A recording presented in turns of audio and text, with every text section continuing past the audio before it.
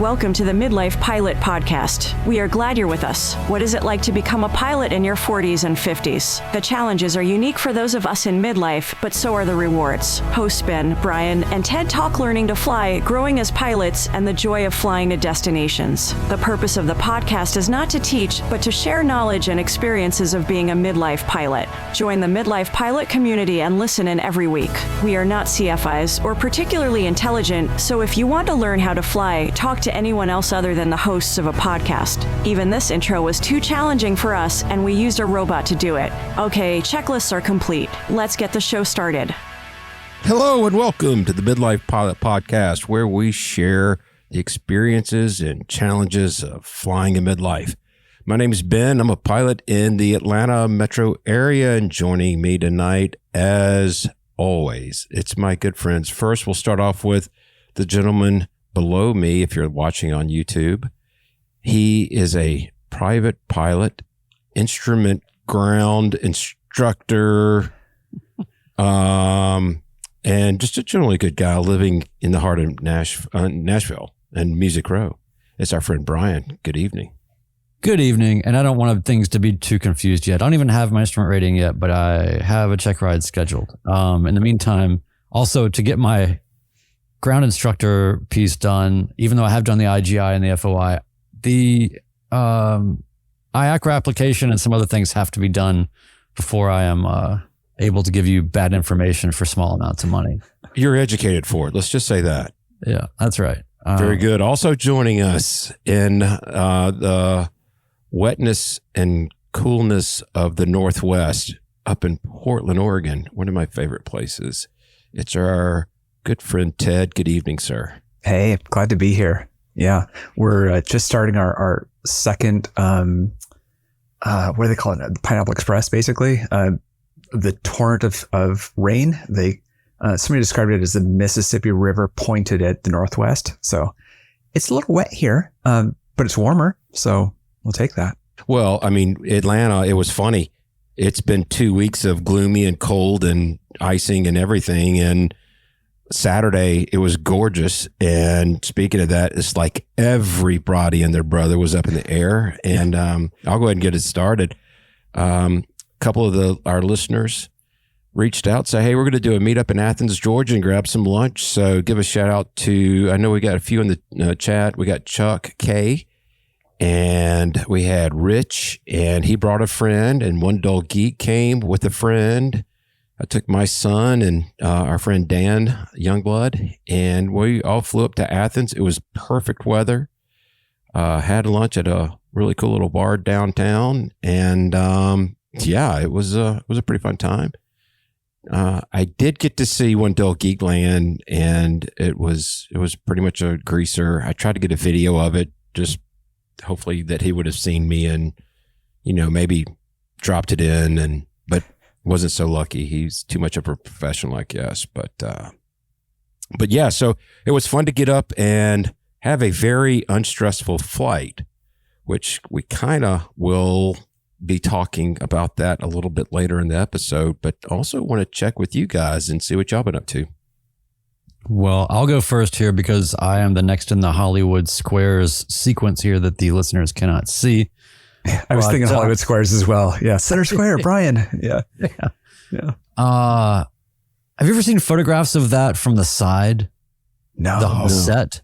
No. It's really neat. I'll put those in the show notes. Yeah. Yeah. It's pretty cool. So you can see how this show goes. All right. What I've been up to is I'm studying for the commercial exam. I am doing a little bit of flying. I'm planning on doing a lot in January, so I'm trying to pace myself while also doing anything that I can do to go to the gym for instrument flying. So did a shorter cross country recently and just did some Oscar pattern practice and did a practice ILS to see if my glide slope had sorted out with some things that we tried. And it's still, it's nice to be able to just go, well, this is now going to be a localizer approach. What do you said Oscar pattern? What do you mean? Like flying into a dumpster? Yes. Yes. In the barrio. Are you familiar with the Oscar pattern? No. Okay. I have no idea what you're talking about. Okay. Yeah. It's funny. You're talking about weather patterns that people don't understand. So I can tell you basically that there are variations of the Oscar pattern, but for those who don't know, anyone that's doing instrument flying knows for sure. But it's basically, think about it as a box pattern that has little turnouts to do 360 degree timed turns to different directions. So you'll start off going, say, straight for say 30 seconds. Then you do a full 360 time turn while climbing, to whatever, you want to say 1,000 feet or you do a 500 foot per minute. So, right. So you can do 2-minute turn, and then you do another timed leg, then do a 90 degree, then the next turn comes in, but it's the opposite. You're just kind of putting yourself through a washing machine of forcing yourself to do timed pattern flying per leg of the shape of the pattern. And you are practicing sort of timed turns and the corrections and all that. It's on the screen for those that are listening. So that should help you visualize my very poor description. Just Google Oscar pattern. And I like how this Oscar pattern graphic is in Oscar Mayer color. That's why I put it up, because this is very Brian looking. The design, it has this nice retro look to it, and you could, if you had that printed out and sitting in your plane, it would look like it belonged in your plane. It's funny you say cool. That. I need to probably put it up on my panel, because you get confused about, wait, which one is the next one? Am I going left this time? Am I going right? And so. But thank you. Shout out to Checkmate Aviation. I used the diagram on the back of his soon to be released IFR checklist. So that's what I used to practice. Can I tell you, I'd never heard of the Oscar pattern until Checkmate Barry sent me that same checklist to use. Oh. And I asked him, I was like, I don't know what this is. And I kind of want to go out and try it now, because again, I'd never heard of it. Oh, that gives me a great sense of its importance and relevance for instrument flying, considering that you've been doing it for a good while now and didn't even know that this exists. Well, we did time turns and time climbs, but I just never had seen it in a pattern built that way. You probably did Oscar patterns and just nobody told you that it had a goofy name. They hadn't invented it when Ben did that. So yeah. They were still in the Frank pattern or something. It was the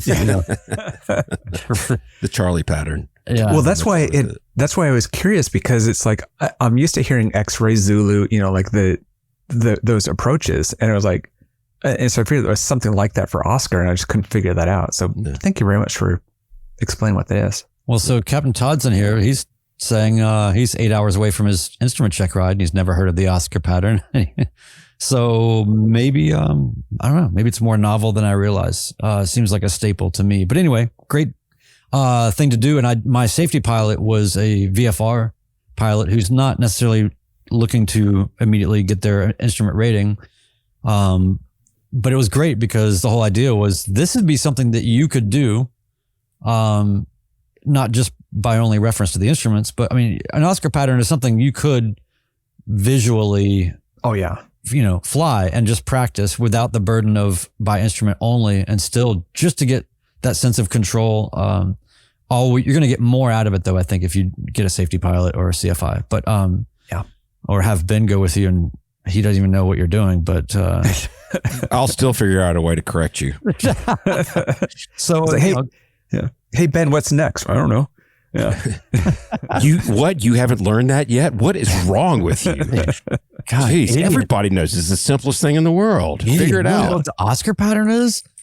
Yeah. So did that. Also, our friend Adam V gave me the heads up on a presentation that was happening at Frequency Change Aviation, one of the local schools here that we've had Jeff on in the past of Frequency Change. But they had a presentation there that was interesting, because it was the person who runs the salvage operation out of the Springfield airport that is for this region the primary go-to for when there is a crash.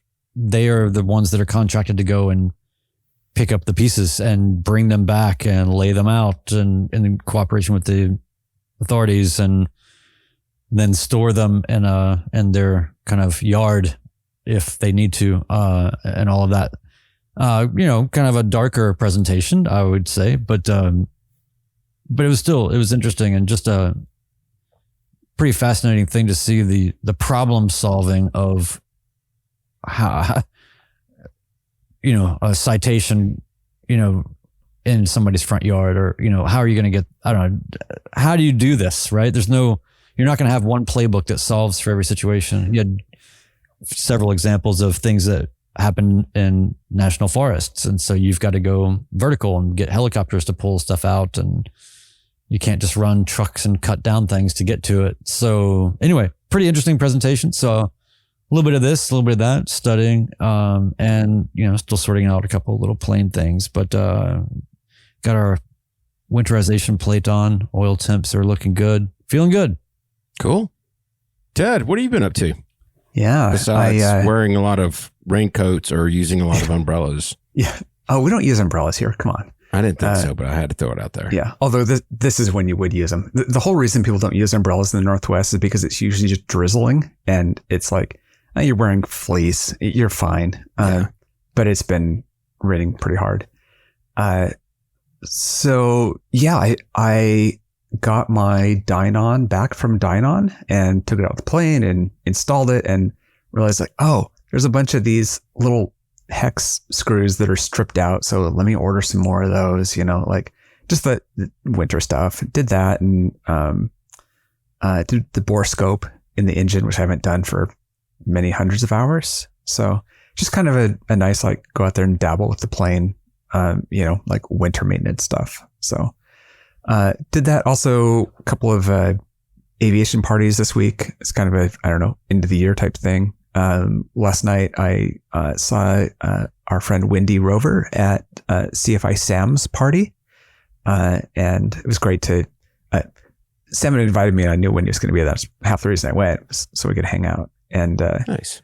So yeah, it was good to go and kind of catch up, and with several people there, and hit a golf ball for the first time in 20 years. So I was at a range, so it was normal to hit it. But yeah. I was going to show you in CFI Sam's house. Yeah, you were exactly. At a beach aiming at whales by chance, were you? No. It's actually a Top Golf, which I'd never been to before. Mm-hmm. And it's like from somebody who, did like par 3 on a par 3 course where they took a 4-inch ABS pipe and glued caps onto it. And then you carried around your 3 rental clubs in that, like Top Golf is very much the opposite of that. Everything's automated, and you smack the ball and you turn around, you look at the screen to see the video tracking of where the ball went. And I was like, oh, this is so much easier than having to just like visually try to follow it. So yeah. Nice. So just, nice winter stuff. Yeah. Very cool. Well, we want to remind everybody, March 13th through the 15th is our spring event, in which we're calling the Thaden Invasion. For those of you that don't know, that's in Bentonville, Arkansas. Victor Bravo Tango is the airport code, and we're getting really excited about it. We're chatting with the team out at the airport and are working on some things for everybody. So put that on your calendars and keep it in mind. So with that, Brian, do you want to go ahead and hit our housekeeping? I just have to say, we were given a video tour of Thaden, and I'd been there, but it was really cool. We're going to have a lot of fun there. We're going to talk about this a lot more coming up. But they invited us to some other airstrips that are private, and it's going to be a lot of fun.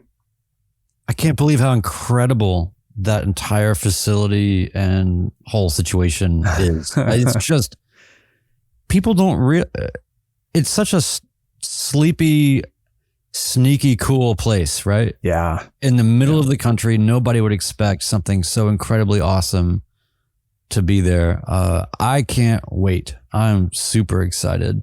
By the way, I couldn't stop laughing. Elliot put in the chat, the sea was angry that day, my friend. When you guys were talking about golf and yes. For any Seinfeld fans, you know what that whole tale means. I love the fact that, by the way, that was our last minute addition to that episode. Apparently, it was something where they hadn't quite stitched together the whole story, and it was only the night before. and I guess they gave George I call him George. He has a real name, but apparently he just looked at that speech one time right before he did it, and just because it all came together so last second, and to see his delivery of it and it to be so memorable that it's being quoted on a podcast chat 30 something years later or whatever. Pretty amazing. But anyway, all right. It was, yeah. I have to hit up, I believe that's JH in the comments, who said, did Ben say Benville? Yes, because he's from Georgia. That's right. It is yes. Bentonville, but you're going to hear us Southerners shorten it up, and it's going to be Benville. Bentonville. Bentonville, Arkansas, Victor Bravo Tango, yep. Which we know because when you stand in the FBO and you look up at the huge tall ceilings, the fluorescent lights overhead spell VBT. So I do have one more thing I want to say about it, about our call today. And we were all pleasantly surprised when and this could change, especially once they get to know us, but they're like very excited to have us. Yeah. They are like super GA friendly, and it feels like that they're pretty excited to have us. So I wanted to put that out there to everybody that this is really going to be a special event, I think. Yeah. I feel sorry for them. Yep. So, all right, housekeeping. Join our Patreon community for Discord access and lots of exclusive content. Incredible check ride debrief with Mike Alpha Golf. Has that been published yet? I believe it'll be a lot slower. We'll see it in a little while. Okay. Well, if you didn't catch it live, you will see it if you are part of the Patreon situation. 10% supports Freedom Aviation Network's anti-human trafficking efforts. And for everything Midlife Pilot Podcast, feedback, merch, and more, visit midlifepilotpodcast.com. I did see that we've been selling some notice of disapproval ads. I hope that they're cool. I think that they're cool. I think they're pretty funny, but now when people in your life are failing you, you, the DPE of your own existence, can issue notices of disapproval. Can I ask a question here? Am I the inspiration for that? That'll be the second item for sale that I was the inspiration for, and I'm not proud of either one of them, to be perfectly honest with you, but I'll own it. Well, no, you're good. You're good. Ted, Okay. Give us the Patreon thing real quick, and let's move forward. Yeah. First, just administratively, Wendell Geek's son, that debrief is dropping this week. So our Patreon people get to see that this week, which means we tend to do those about a month apart. So Mike Alpha Golf will probably be in January, Gotcha. unless you're at the caps available level, and then it's probably been posted in there already. So I want to thank our newest Patreon member this week, and that's Joey H. It's our youngest midlifer, who's very much definitely a midlifer. And thanks for joining us at the Hershey Bar level. In Discord this week, we're in such winter mode, right? We're not seeing as much stuff as we usually do. But Prescott Flyer must have baked and then delivered 10 loaves of banana nut bread, and he's going to do 10 more. He didn't say it, but obviously this is like a semi-industrial operation out of his house. So that's impressive. I don't know why I haven't received one yet, but thank you, Prescott Flyer, for dropping those off. Echo 2 Juliet Kilo, one of our European friends, got his night rating. He's in Europe, so that isn't for free. Very cool. And he shared some audio which includes French speaking about a fox on the runway. Oh, so, yeah. That's always great. Like wildlife on the runway. Like now I know it's not just in the US. So I that's loved great. hearing that audio of the French accents from the controllers. Oh yeah. I actually kind of had this strange feeling that I think I might understand them a little better. And I don't know what that's about. But really, I did. I thought, wow, I really understand them. Also, congrats to Adam V for completing your long cross country for instrument. That's right. That's always great. Congrats. Yeah.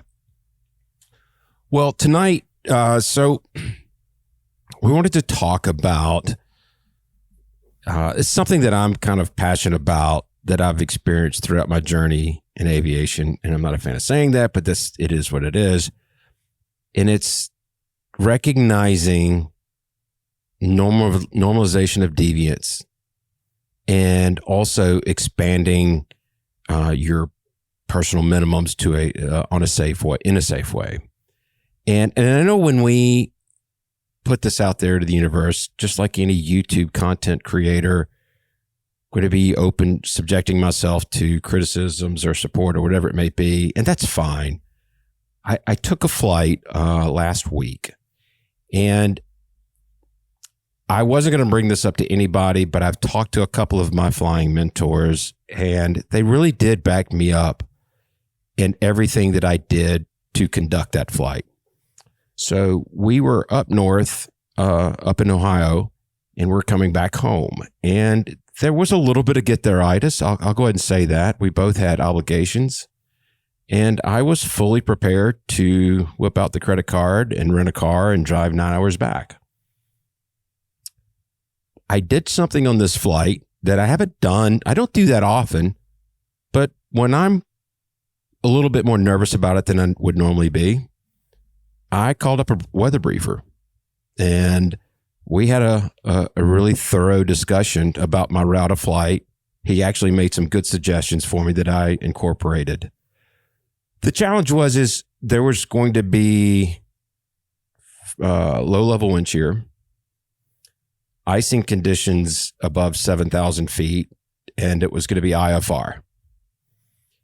And it was one of those that when I landed, I wondered if I got away with one. Like, I did this flight.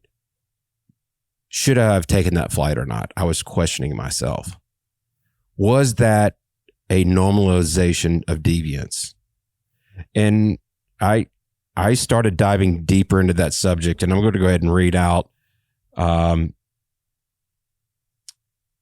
what actually the definition that I found was. Normalization of deviance in aviation is a human factors concept that explains how small departures from standard procedures or safety margins gradually become accepted as normal, even though they increase risk. And part of what made me feel this way is two things. I had taken a flight a month earlier that I felt completely comfortable about, and I still do. I did have my wife and my youngest son in the plane. We picked up some very light trace rime on the struts. We were in the clouds for a minute and a half. It was clear on top, and the trace icing was gone within 30 seconds. It was a really non-event. And I kind of felt like I told myself this was a non-event. So, and I want everybody to know ahead, I am not a CFI. I am not a weather expert. Please do not take this as advice. I am merely sharing my experience right now. So I take the second flight, and we planned a route where I had an airport that I could land at every 20 miles just about. I flew probably 90 miles out of my way from a direct flight to stay out of the mountains to where I would have to climb. And I had plenty of airports. And I'll tell you, we took off, and about an hour into the flight, we would pick up some rime ice. We didn't see it on the leading edge, but it was on the struts. There was none on the tailplane, on the horizontal stabilizer. We were picking up some ice on the wheels, which I wasn't too concerned about, but it was there. And as soon as we saw the airport we were going to divert to, the ice came off. We were right there at that temperature level where it just wasn't enough to keep it going. The other aspect of it is it was a 3.9 hour flight, and I was in IMC for 3.5 hours. So it's the safety of flight I never felt concerned, but the stress level was absolutely there. And I involved my son. I told him the whole plan before we ever took off. And I told him also, if he wasn't comfortable doing this, we'll go rent the car right now and drive down there. I wanted him on board, and he was totally on board. So he was more diligent about keeping his eyes outside on the structure of the airplane, looking for anything that could remotely look like ice. There was a moment that I thought I would never see. We looked out in front of us, and it was just, we were almost in between layers. We were like right at the top of one of the layers. And you could see it was a broken layer that we were just above. We looked down and we could see snow below us blowing horizontally, but there was none coming into our windshield. The windscreen normally freezes over first. You get frost on the windshield first. In my airplane, we never had it. It never hit it once. So we were right at the inversion layer, and it was just enough to keep the ice off. And of course, we come into land. We break out probably 40 miles north of my home airport, and it was beautiful and 30 degrees warmer than when we took off. And there was a stuck mic on at the home airport, and we're listening to this guy tell his partner to get the ladder to go check the fuel, and we're just hearing this whole conversation while I'm trying to, and I had about a 12-knot crosswind, coming in from the south. And I think my son would tell you that I did a pretty good job on the landing. I know Nathan Ballard's going to probably disagree with that, but it was one of those, when I stepped away from it, I was like, did I get away with one? Should I not have taken that flight? And so, I wanted to have this discussion with you guys. Y'all ask me the questions that you want. Our friend Ryan K in the chat asked, what was the outside air temperature for this event? I have a JPI monitor and also have a thermostat that, just a analog one. It was between -1 and 3 degrees, plus 3 degrees, the entire flight. Wow. And it fluctuated all over the place. It never stayed at one temperature for more than 5 minutes.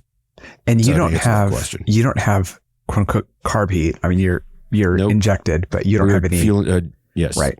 Which honestly kind of reduces one risk. You said 3.4 or 3.6 in the soup, IMC? Yep, 3.5 hours in the soup. How much that was on autopilot? A lot. Yeah. But, well, let me say this.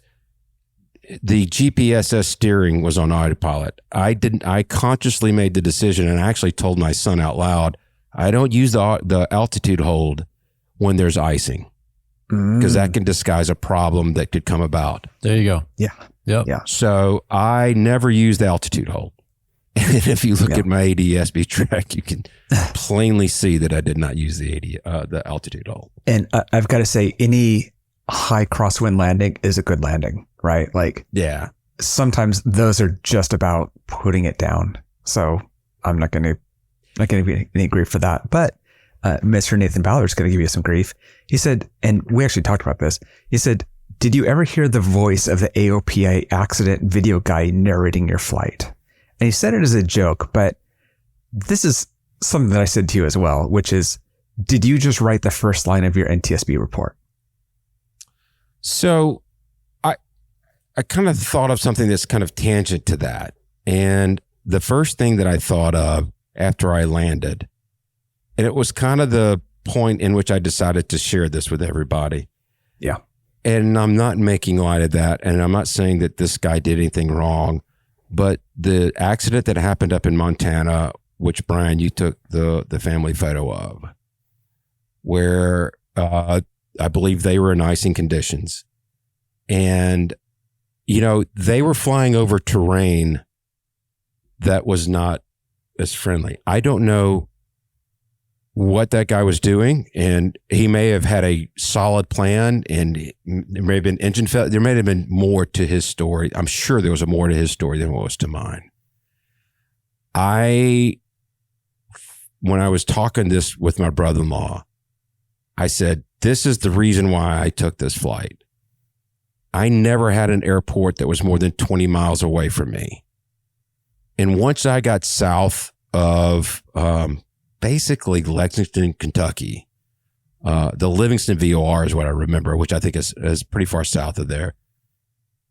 The temps, the freezing level was climbing at that point in time. When I took off, it was at 7,000. By the time I got down there, it was 11,000. So I had a greater comfort level.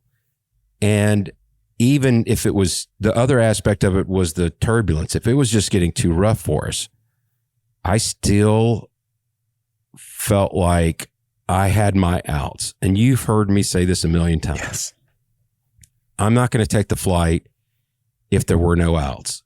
As a matter of fact, we were supposed to take this trip 2 weeks ago, and it was very warm, but there was heavy clouds. There was low IFR from Lexington to, Chicago, and there was nowhere to get around. If we had to go mist, there was nowhere to go. And I scrubbed that flight. So to answer Elliot in our chat, he said, what was the balancing point that gave you the confidence to continue? The point is that I had my outs. I told my son, as soon as we took off, if we picked up icing immediately, we're turning right around and coming right back to the airport. We're not even going to play around with it. But it wasn't really till an hour into the flight, and I would tell Noah out loud, if this ice doesn't break off in the next 30 seconds, we're landing at this airport. And it broke off. We'll go down a little bit further, a little bit more would accumulate. There's our next airport. I was looking at their runways because a few of the places were going to have very high crosswind components, and I didn't want to have to deal with any of that. But we had airports that had, direct down the runway winds. And so as we're moving it further and further down, I was feeling better and better about it. So. Yeah. You put out a video, basically your only video, 3 years ago called Pushing the Envelope. Right. And, I remember that because I was there for some of that was just you, I, and one other person. And, what that reminds me of is you are on a career track to do this. You are higher hours than a newer pilot. And my minimums were never lower than at my check ride. Okay. Admittedly, I guess they were lower when I soloed, right? But it's like, since I've been a pilot, they've never been lower than that. And I remember having that dilemma of how do you increase those? Do you literally have to be with a CFI to increase your personal minimums? And how do you go about that? And as somebody who's flying commercially, as you know, we've talked about this about your brother-in-law who has retired from a large Atlanta-based airline. The plane is going, right? You have a schedule.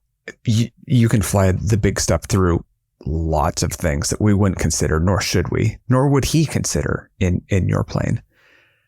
But we go from the minute we get our license having these really fat minimums, which we need because there's a lot of unknowns in our ability and our consistency, to learning how to find where those limits are without killing yourself. Right. And, the plane is more capable. Your crosswind limits were 5 knots when you started, and now they're 15 knots, right? How do you get there? And the plane can handle that.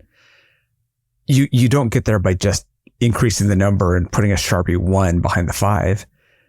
You work your way to that. And, I use that as an example because I'm at an airport that has insane winds, and I didn't know if I could fly in there when it was windy. And I tried that even before I owned my plane. But I knew when I flew in there with the 40 knot winds that I could go across town and land in calm winds. And that's how you learn, is by, or that's how you expand those minimums, is by having ways to get out of the situation, having that buffer, and trying. So I don't feel like I'm putting that very well, but that's the way I do it, right? Is much more experimental and learning what you're capable of and not. But when you learn, you can't be doing that on a knife's edge. It can't be either I learned that I can handle this or I die, right? And how do you do that? And what are those buffers? And when you're a new pilot, you don't know what those are. You don't know how close you or the plane are to the limits. So anyway. So I want to address a couple of comments. Josh 1515, I think, is saying, he put in there, by definition, weren't you flying into known icing conditions in an airplane with no de-icing or anti-icing capabilities, invisible moisture at or around the freezing temps? When I launched, I thought I was going to be 3,000 feet below the freezing level. So I didn't feel like that would be considered known icing conditions. And again, it was coming on, but coming immediately off. To your point, Ted, and what I wanted to also get across here is not only for somebody who has aspirations to fly professionally, but also for just a private pilot out there when they're going through their training. And then once they get their ticket, are you going to go fly into a Delta or Charlie when you've never done that? That could be pushing yourself out, pushing the boundaries a little bit. Night flying.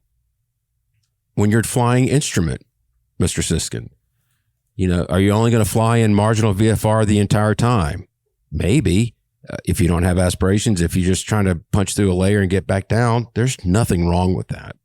But at some point in time, and as it happened to me with my journey is, I came to this airport and guess what? The forecast winds were higher and I had to land in a 10 knot crosswind instead of a 5 knot crosswind. So let's get back to some of the normalization of deviance piece, because that's what I'm really interested in relative to your process, Ben.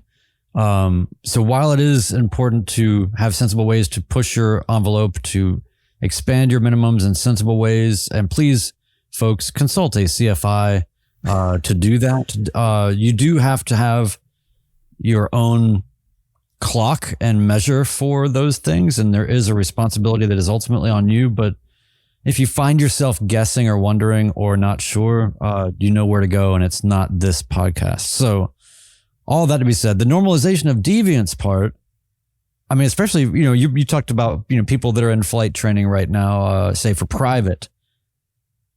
I can't, looking back on private training, and I'm sure a lot of us can say the same thing, you're going to see normalization of deviance all over the place, embodied by your flight school, the people that should be not teaching you these things, because they've got a bunch of busted up 172s that have to keep flying for them to make money. And so what happens? We get used to, this becomes part of your primacy when you're a student, because, well, that needle always shakes like that. Or, you know what I mean?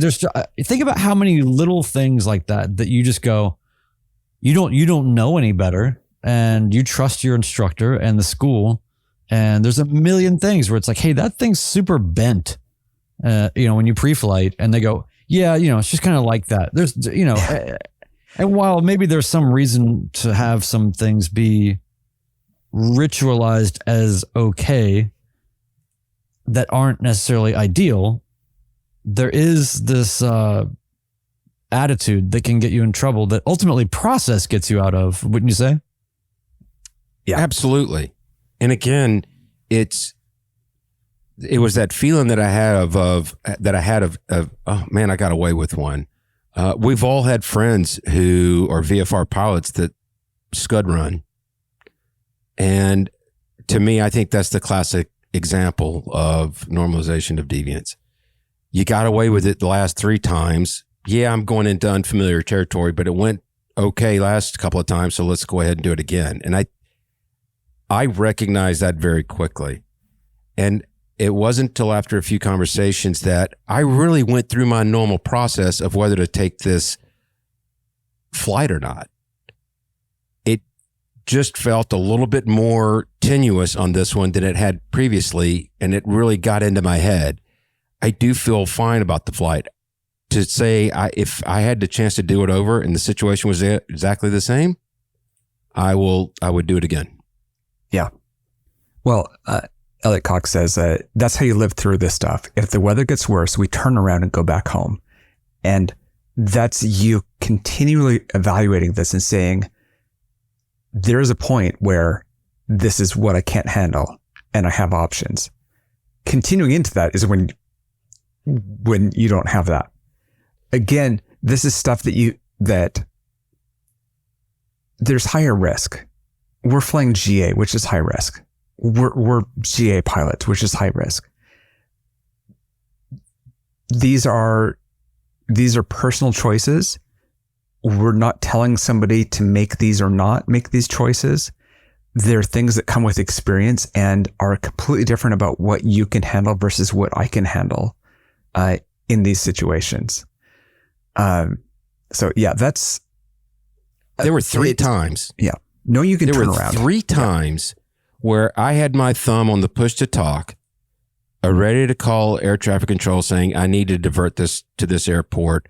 And before I did, Noah said, my strut is clean. Let's keep going. And I'd look over at mine. I'm like, oh, there's nothing on there. And then 45 minutes later, I'm about to start. No, we're going to this airport.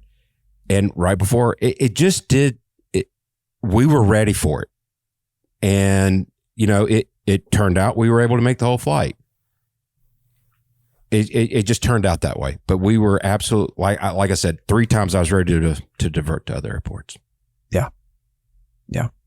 Elliot Cox, who always has great comments. Some we can never repeat on air, but he has great comments. He said, you did the right thing, Ben. You showed up to your experience level and made the right call. Can I make a really quick comment about my friend Elliot? Yes, he calls me please do. Binger. So we were in the OB chat once, and he called me Sin Binger. Yes, Senator Binger. Yeah. And there were actually people in the chat that thought I was a senator.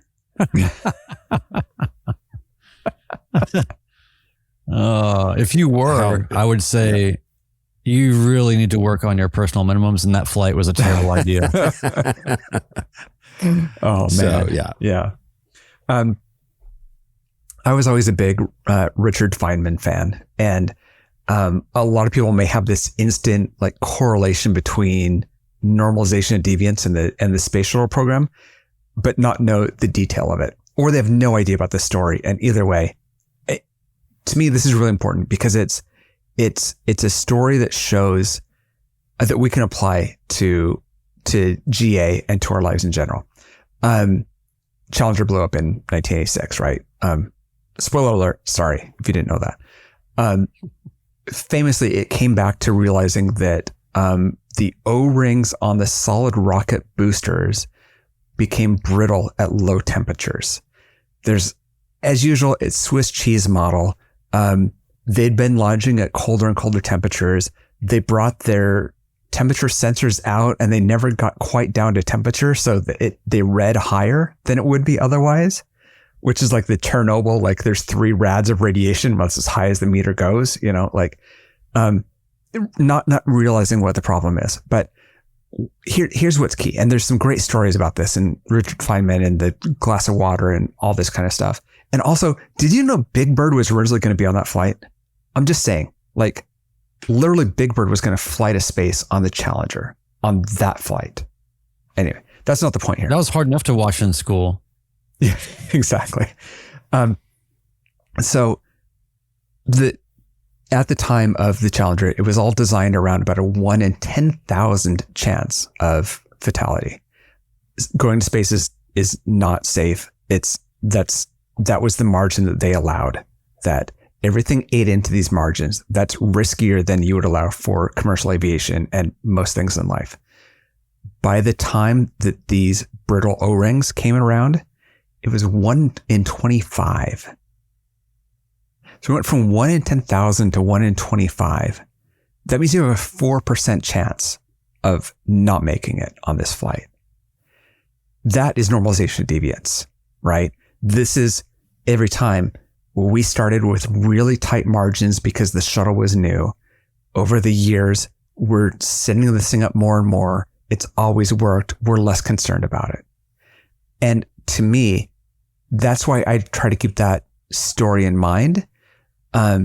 Because I mean, there's reasons it's the textbook example, but there are so many things that are documented and so many things that are human factors that we all do, that put you in that situation. I can't remember who says it, but it's like the worst thing you can do is do something bad and get away with it.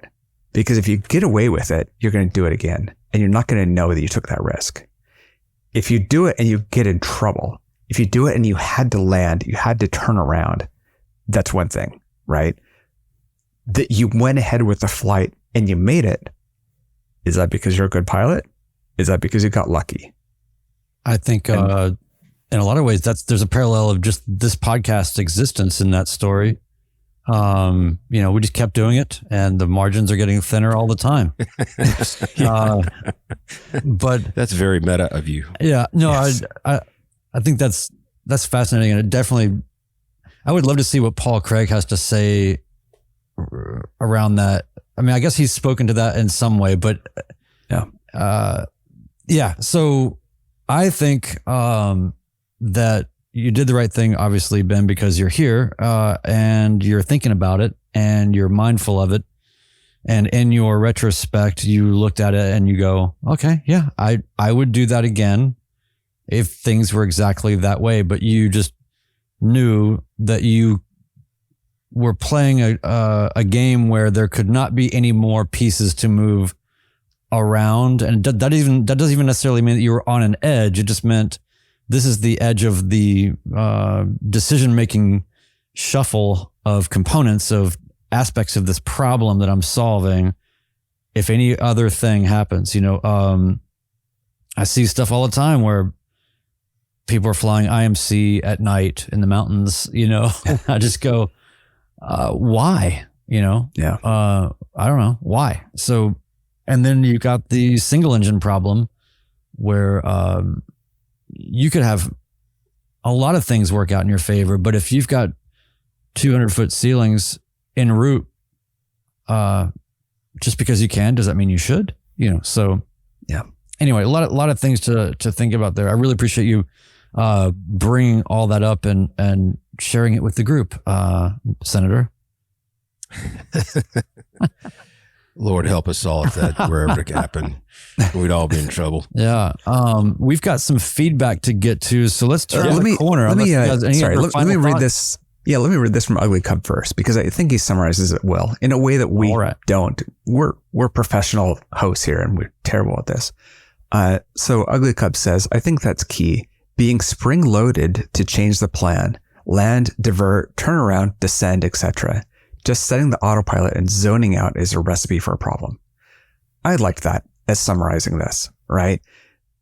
Being ready to change is what you talked about through this whole thing. Constantly evaluating that. So anyway, thank you very much. Yep. We have a feedback here that we really liked, and it's going to maybe we'll revisit this in a few podcasts. So, Brian, you want to read this? Sure. And we've trimmed this down for daytime television. And our reading abilities.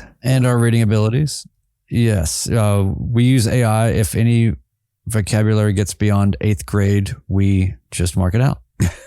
So, all right. Sound it out, Brian. Sound out the word. Yeah. Listener feedback. Jason B. Okay. He says, hey guys, first I'd like to convey how much I truly enjoy your podcast. I look forward to every episode, and now that I'm at the threshold of turning 45, I relate to the content more than ever. I'm close to the West Coast, so making it to the Thaden Invasion in a rental Cessna 172 ain't too practical, but One day, I hope to attend one of your events and meet some like-minded pilots. By the way, just a side note, a lot of people are coming to this thing and they have airplanes. So we pick people up along the way and we invite plane pooling. So Yes. don't have any shame in saying, hey, I want to come. I'd like a ride, please. It's too far for me to drive, whatever. So anyway, just want to put that out there. All right. So, I see. This is a sort of a paraphrasing that you explained kind of your history, rusty pilot, 30 hours to pass 6 months. Okay. I've never feared flying and always took pride in the knowledge I've gained over the years. What's this? Oh, I'm confused. Oh, okay. Sorry. I thought somebody was trying to get my attention. Yeah. He says, I've never feared flying and always took pride in the knowledge I've gained over the years, my adherence to checklists, memorization of emergency procedures, and overall passion for aviation. I don't normally fret over the inherent risks and still maintain my childhood level of excitement whenever I book the plane, and especially when I start the pre-flight. Honestly, one of my favorite parts. I do enjoy the pre-flight, a little bit of anticipation. Although pre-flight when you're doing maybe one of your first solo cross countries as a private pilot, I'm not sure. The 2-hour pre-flight. Yeah. It's just, I think that I've pre-flighted 5 times. Is that enough? Okay. Yeah. Well, just fine. Pre-flight 5 times. But anyway, when I start the pre-flight, honestly, one of my favorite parts, what creeps into my mind is the thought that I may be pursuing a passion that from the outside might be considered a midlife crisis. And should anything terrible happen, I would leave behind a wife and 2 small children. So that's heavy. And that's a really interesting way of framing that. I'll get through the rest of this and we'll come back to it. I'm not an overly anxious or nervous person, but this anxiety feels justified and at the same time, completely unwanted and sometimes debilitating. It's a complicated emotional, mental struggle, and I keep waiting for it to wane. I plan to continue flying in the hopes that this phase will pass and I can sleep peacefully before flights, and especially when I take my family up, which I haven't done yet. I'm very curious if any of you or your followers have experienced anything like this, and if so, what tips you may have to move past it. So go ahead, Ted. Yes. There was a part that we kind of skipped over where he said that as he books the plane, he loves that. And then he can't sleep the night before every flight. It's that, the brain gearing up for that. Let's see. Are the MEs listening? For the anxiety of flying. FAA, you didn't hear that word. The nervousness. There you go. Yeah. The jitters of flying. Yeah. Is that normal? Do you get that? Yeah. So first I just want to say thanks so much for sending this, because it takes guts to send stuff like this, and you're in the right place. And this is a good place to source, thoughts, opinions, feelings about this. And the fact that you enjoy the podcast, and that you look forward to it means a lot. So I really, really appreciate that. I think many would say that what you are experiencing is 1000% normal. I think it's easy to see yourself as being afflicted in some way, or that this is a problem. I think it's a framing thing. I think it's not necessarily I think it's how you frame it. I think that if you think about it from the standpoint of, I've flown 30 hours in the last 6 months, which is not nothing, but it's not, a ton, but it's not nothing. 140 hours total or something like that, I think it is. And listen, the difference between where I was at 140 hours and now, I still make dumb mistakes. I left the mags on just the other day,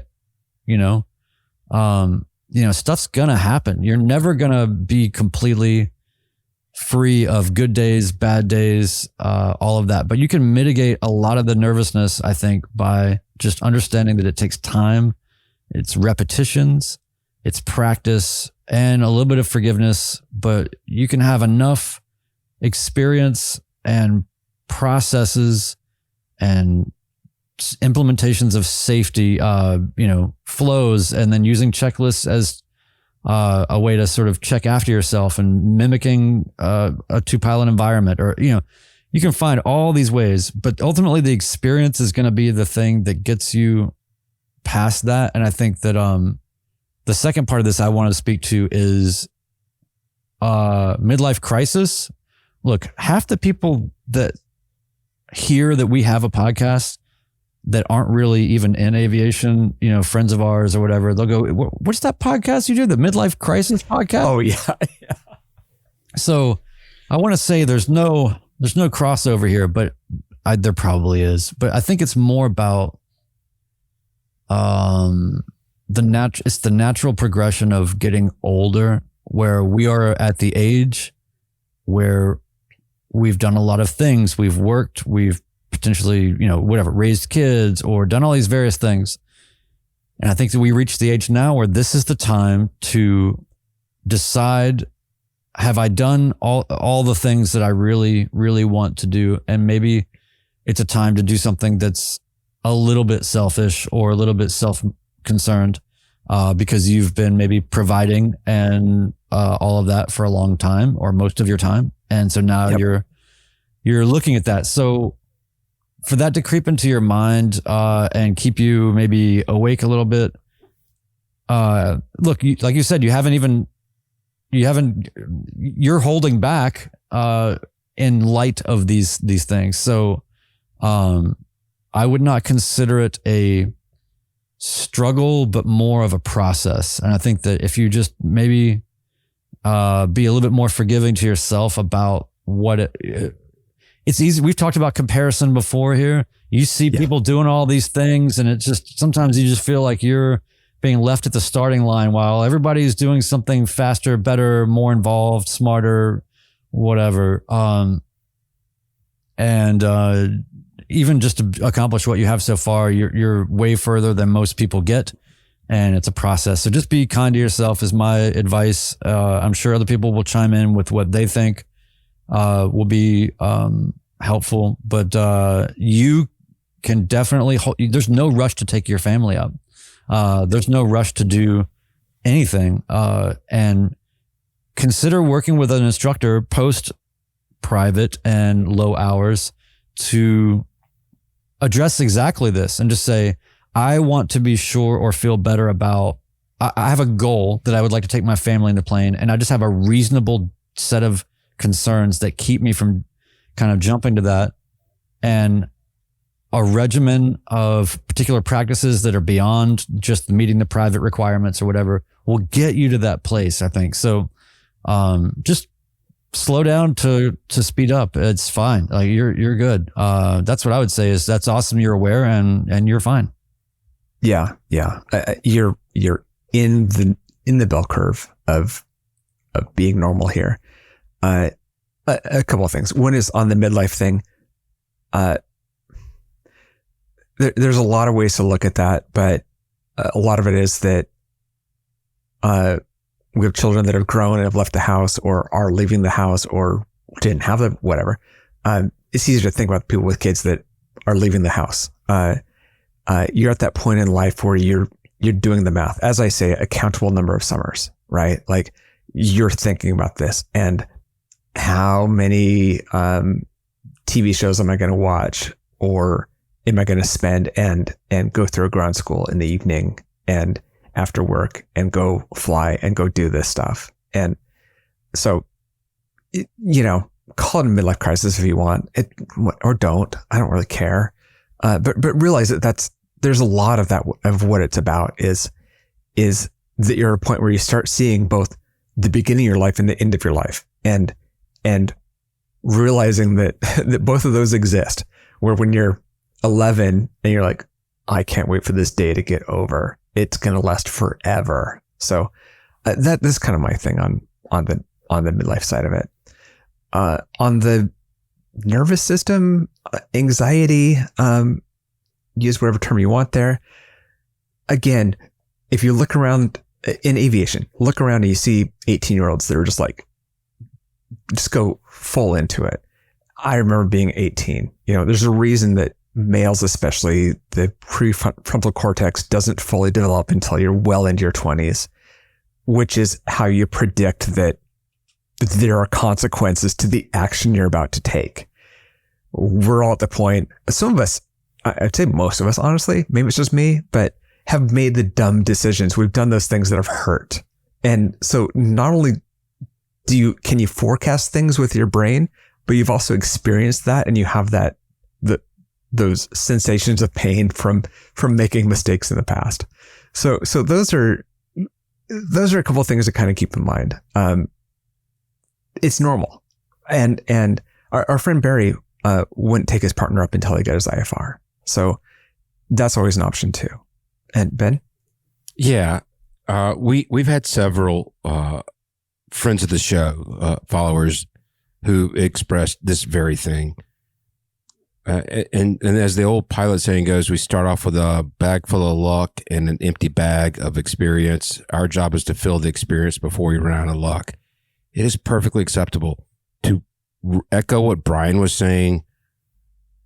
It's not just the repetition, it's the frequency of the repetition. You may be in a spot in your life where you just go up and do a couple of laps in the pattern, or you just go fly to the neighboring airport and come back. The more you build up those experiences, those movies in your head, you're going to feel a higher comfort level. I think all of us felt like when we were going through training and even post-training, I'm about to fly an airplane to another location. I can't believe that I'm doing this. We've all experienced that. So, stick with it. And you know what? If it's too debilitating, then, that's fine too. You tried it and, you gave it your shot. Maybe try again in, a couple of years. Yeah. And if you have more time, if you're having problems sleeping, just listen to our back catalog.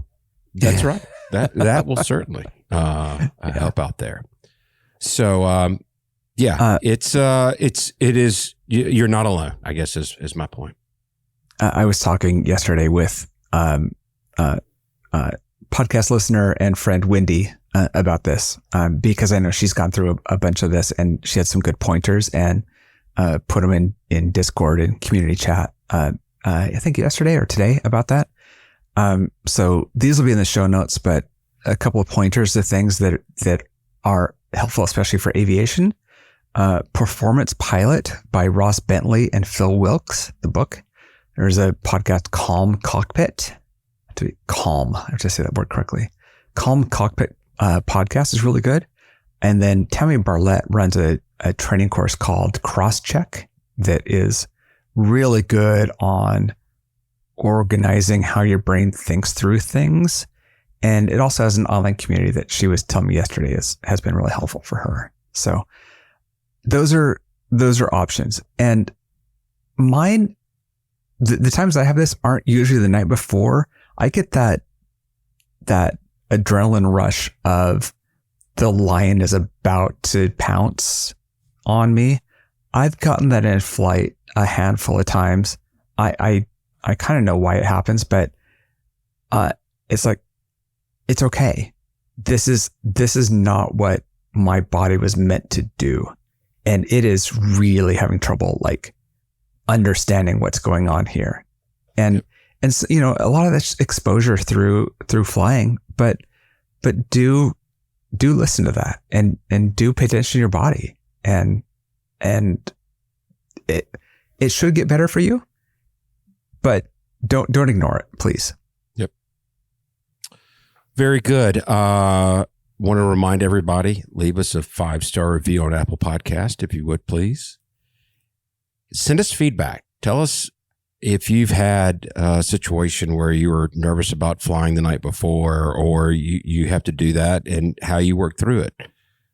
Send us feedback. Tell me what a knucklehead I am. I'm working on mine right now.